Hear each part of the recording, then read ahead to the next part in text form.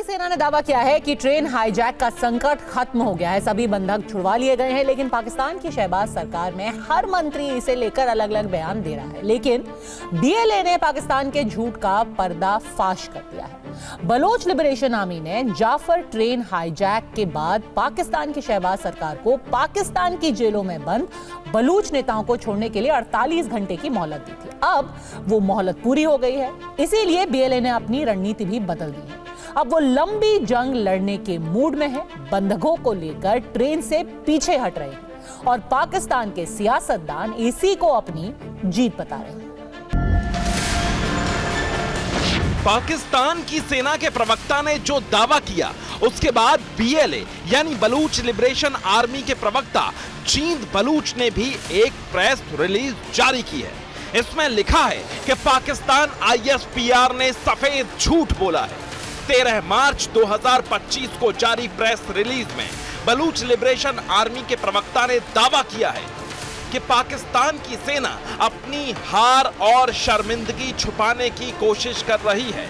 जमीनी हकीकत यह है कि कई मोर्चों पर लड़ाई जारी है और पाकिस्तान की सेना को भारी नुकसान हुआ है। पाकिस्तान की सेना न तो बंधकों को छुड़ाने में कामयाब हुई है और न ही बीएलए के लड़ाके वहां से हटे हैं।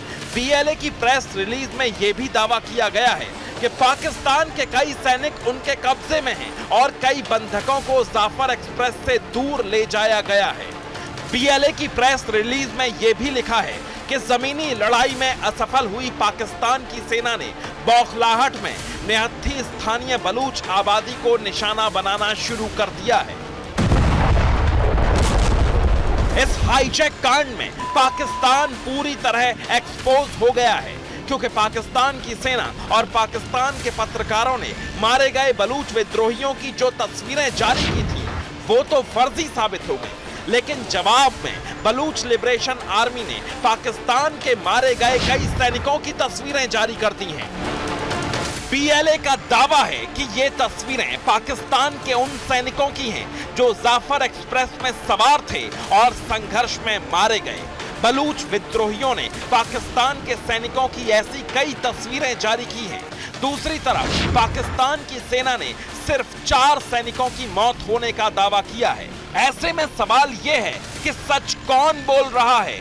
पाकिस्तान की सेना जो ऑपरेशन खत्म होने का दावा करने के बाद भी जाफर एक्सप्रेस तक किसी पत्रकार को जाने नहीं दे रही, या फिर बलूच लिबरेशन आर्मी जो दावा कर रही है कि जंग जारी है, बोलान की पहाड़ियों पर पाकिस्तान के सैनिकों के शव बिखरे पड़े हैं। बलूचिस्तान में बोलान की पहाड़ियों को करीब से जानने वाले दावा कर रहे हैं कि यहां पाकिस्तान की सेना का वैसा ऑपरेशन होना लगभग असंभव है जैसा दावा पाकिस्तान की सेना के प्रवक्ता ने किया है।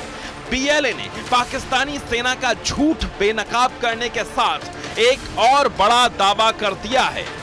बीएलए का दावा है कि 48 घंटे का अल्टीमेटम पूरा हो जाने के बाद बलूच विद्रोहियों ने जाफर एक्सप्रेस से कई बंधकों को दूसरी जगह शिफ्ट कर दिया है, जिसमें 17 पाकिस्तानी सैनिक भी शामिल हैं।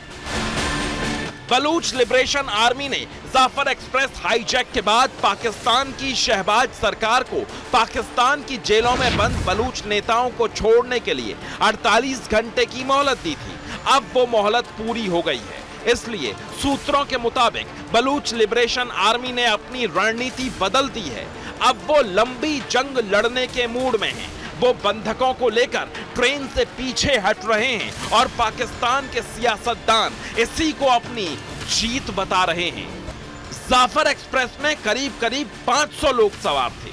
218 को छोड़कर बाकी सभी को बलूच लिबरेशन आर्मी ने पहले ही रिहा कर दिया था। लेकिन अब पाकिस्तान की सेना के प्रवक्ता और बलूचिस्तान के मुख्यमंत्री जिस तरह के बयान दे रहे हैं, उनमें ही आपस में मेल नहीं है।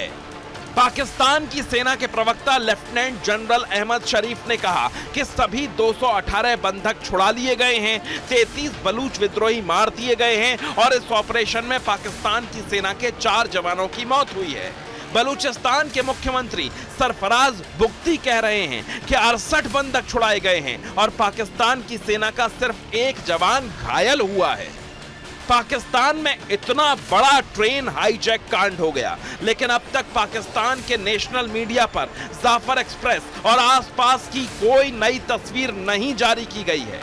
लेकिन सियासत भरपूर हो रही है।